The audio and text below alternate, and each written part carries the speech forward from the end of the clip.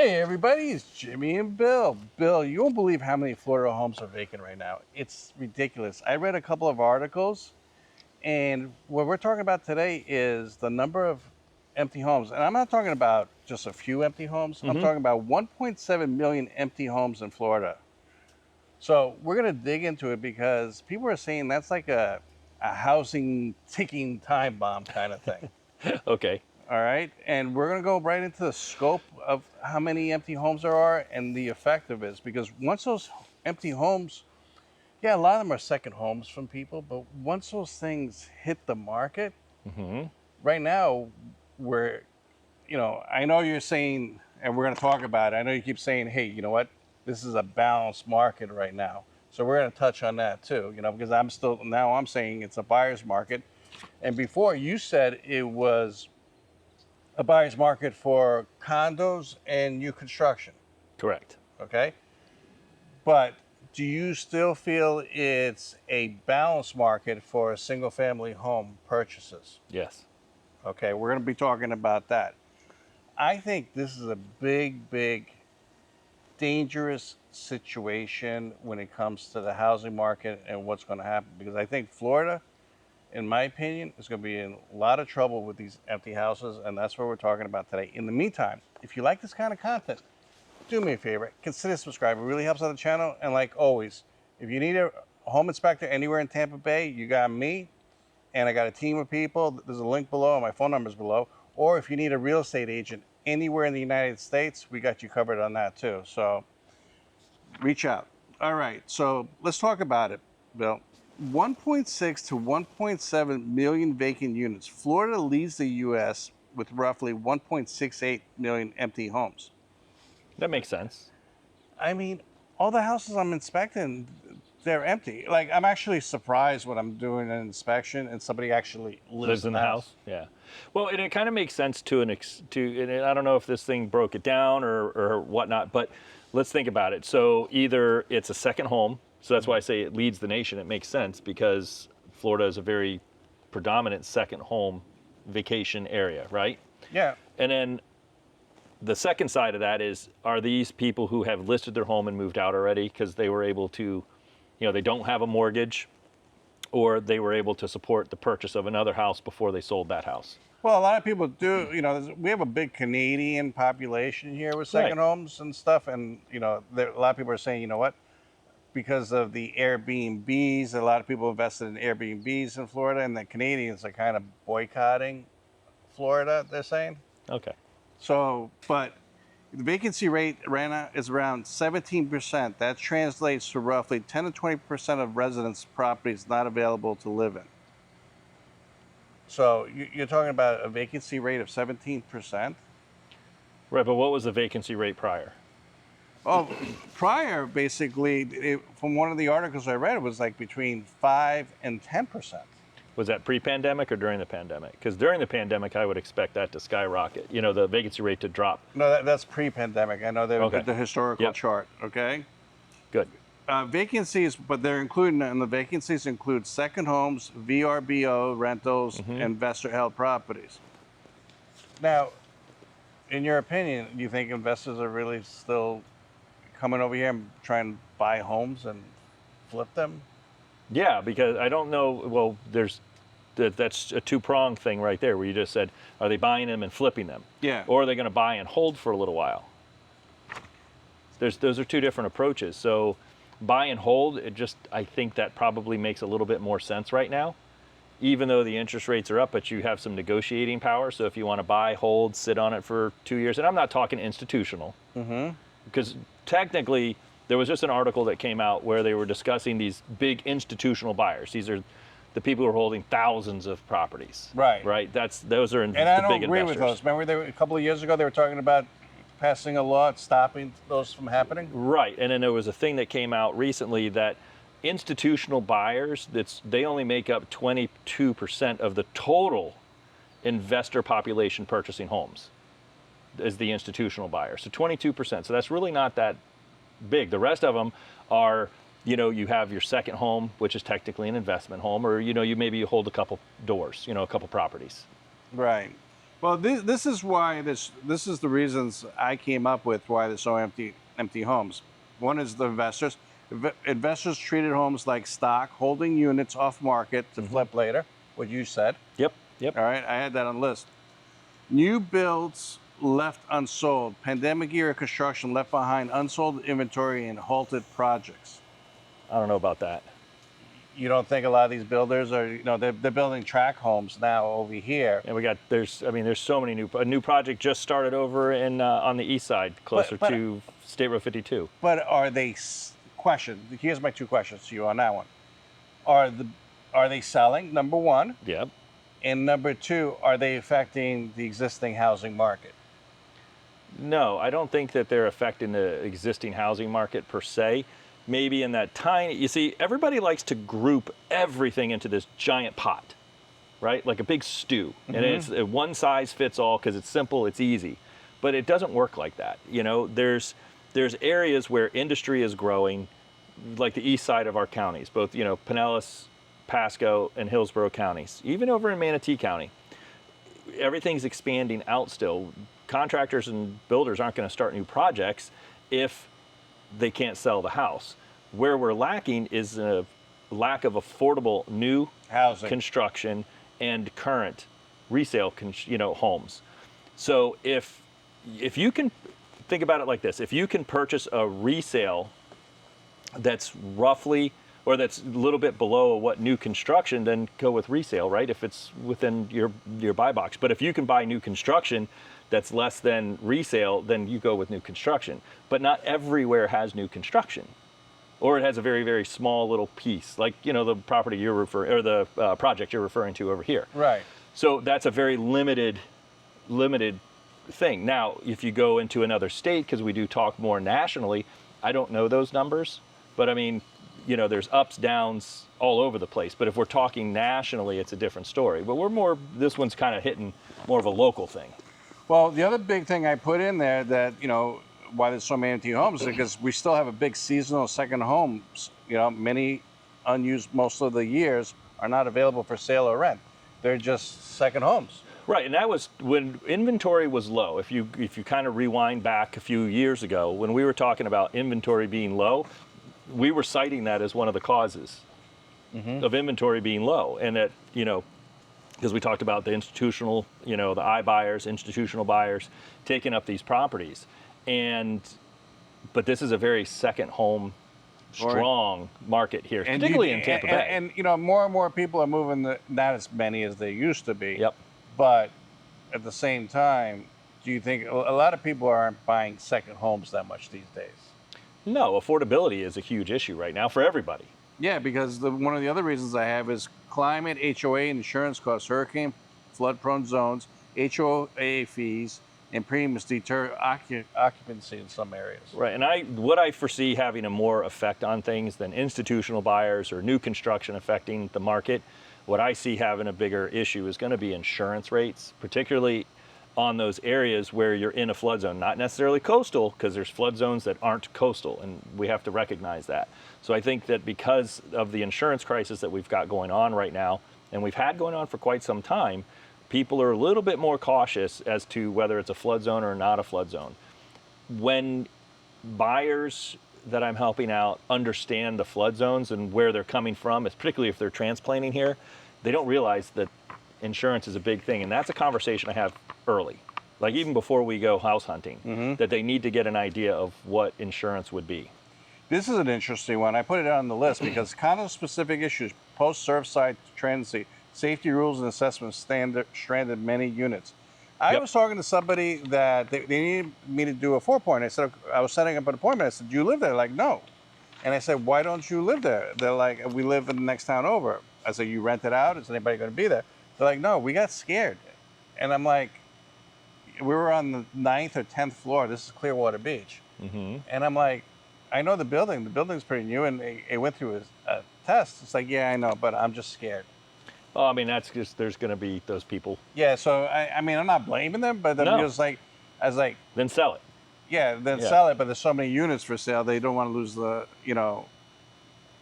the value of it. Right. Well, I mean, if the condo itself, I don't know what building you're referring to, but if the condo building itself is starting to lose value, then you got to kind of have to weigh out. That's where you really need to sit down and have a good consultation, because you holding, if you've got a mortgage on it, you're paying, to try to stave off maybe a $30,000 loss, but you pay $60,000 into your mortgage. You know what I mean? For principal. Yeah. You have to check out your principal versus your interest rate numbers. Yeah, but here's another one. Lower neighborhood home values. A lot of people are like, even me, property in Hudson, I'm like, you know what? I could afford to hold on to it and just sit on it, because this market is going to go through cycles. Well, it always does. Yeah, I mean, is there ever a time it's not cycles? Right now, like, I mean, we just did a video like 5 years ago. Florida was hot. Okay. Mm-hmm. Okay. Everybody, we were the only, us in Texas, we weren't as locked down as New York, New Jersey. Everybody Right. wanted to move here. So things skyrocketed. Values went up, what, 50, 55% on Yep. average? Yeah, over the last 5 years, yeah. Yeah, it was like stupid. And so everybody moved here, and now reality kicks in. The pandemic is over with. Now everybody has to go back to work, or they realize Florida is not for them because it's too hot or whatever. Right. So a lot of them are saying, okay, I have to go back to New York. I have to go back. I need my job. So that the homes are empty. They Right. don't want to sell it. They just don't want to sell it. Well, and if they can afford it, then hold. That's fine. But that's one of the big reasons why a lot of people, when people bought at the peak, Mm-hmm. when they bought at the peak, they bought at the top of the market. They don't want to sell now because they're going to lose. Right, and that makes sense. So that might be one of those where you turn that into a rental, and put a rental property onto the market to at least recoup some of your money. That could be an option for you.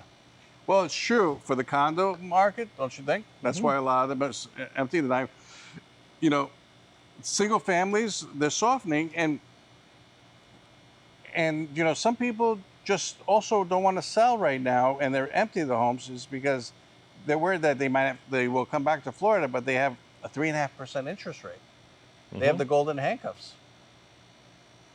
Well, if they're not sure if they're coming back to Florida, like you said, then yeah, it would not. It kind of makes sense that you wouldn't sell, and that's where you maybe turn it into a rental, and put some renters in there, because there's plenty of people that are coming here that aren't ready to purchase yet, and they're corporate people that are relocating for jobs and such, and they got to kind of get a feel for the area. So let's talk about what is the future outlook and the risks for so many empty houses. We've never had so many empty houses in Florida. Okay. Okay. And that's more than one place talking about that.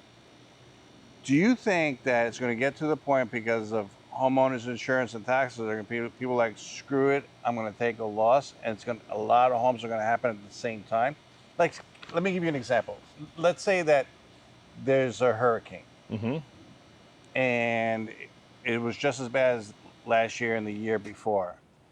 Do you think that people are going to be like, you know what, screw it, I can't stress about storms and hurricanes anymore? And you get a number of homes on the market like pretty much overnight.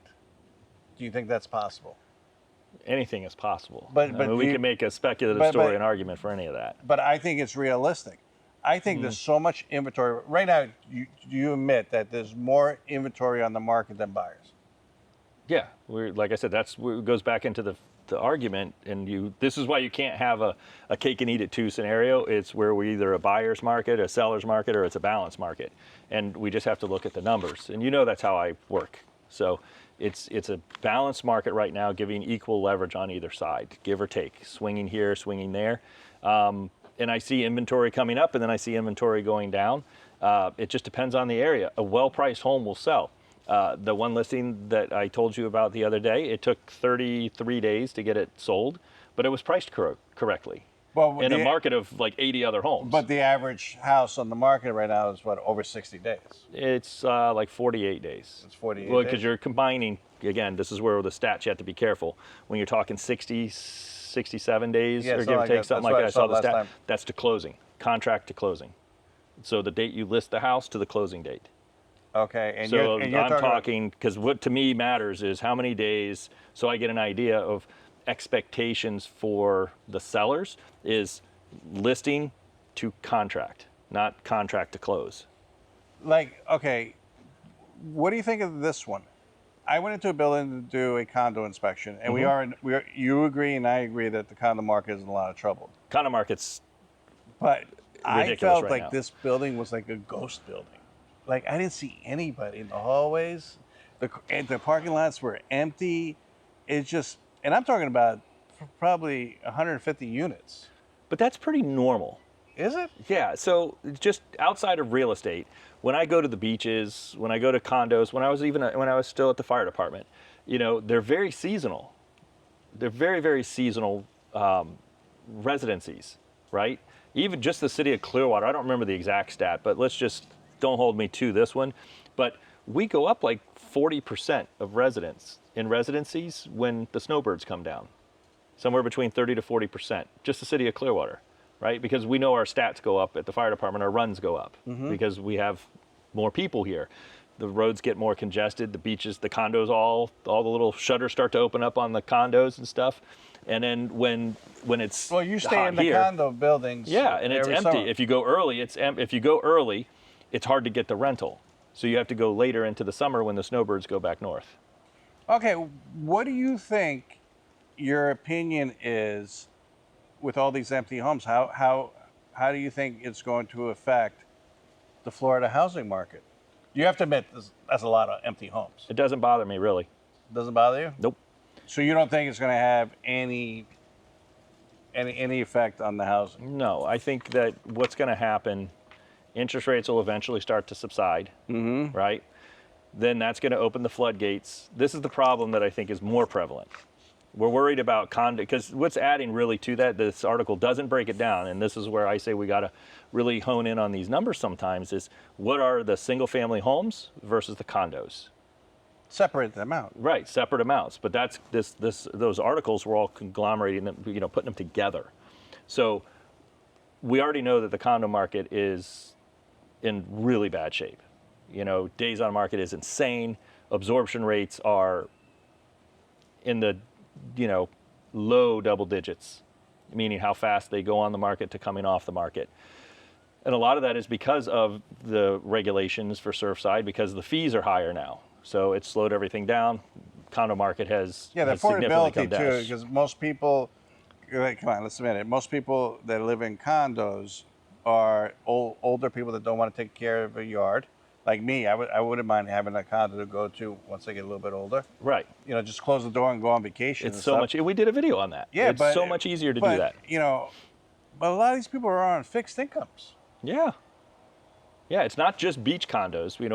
I know we talk about it a lot because we are on a coastal town, but it's not just beach condos. Condos are condos no matter where they're at, and they do add to some ease of just being able to lock the door and leave and travel. Or, if you're a snowbird, no big deal. But I think we're going to have issues when the interest rates start to come down, because affordability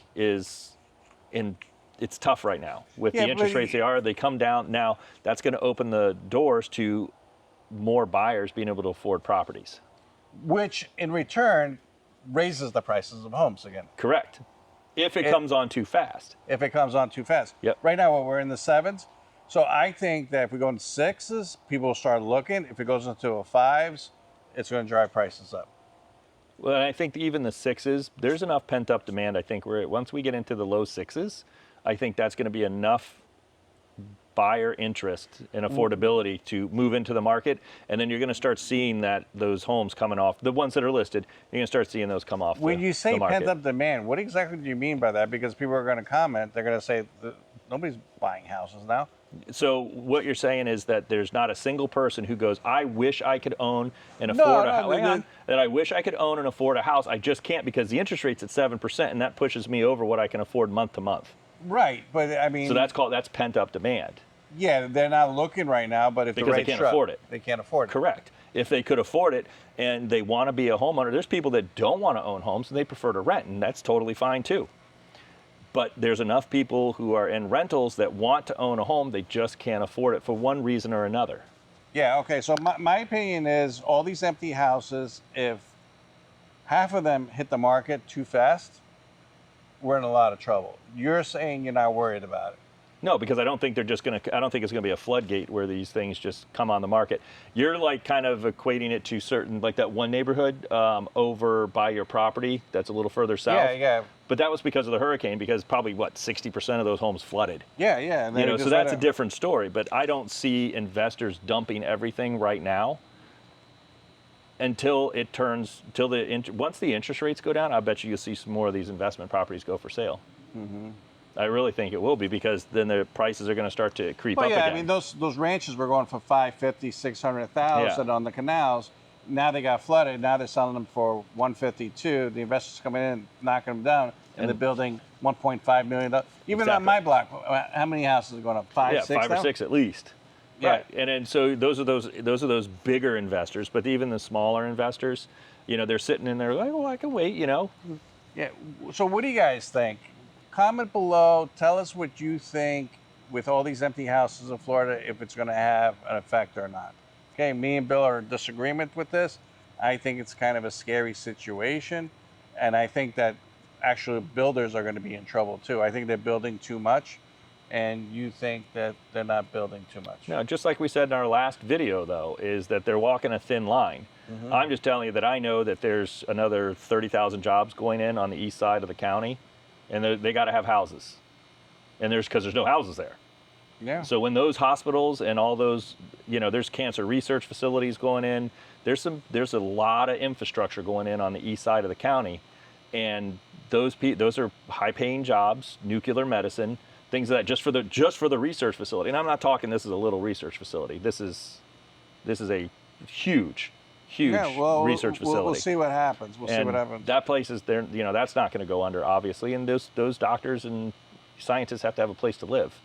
Anyways, that's today's video. As always, do me a favor, consider subscribing. It really helps out the channel. Remember, if you need a home inspector or a real estate agent anywhere in the country, my phone number's below, and there's a link. Just click on it, fill out the information, and watch this video right here. I picked it out just for you guys. I think you'll enjoy it. We'll talk to you on the next one. Thank you for watching this video.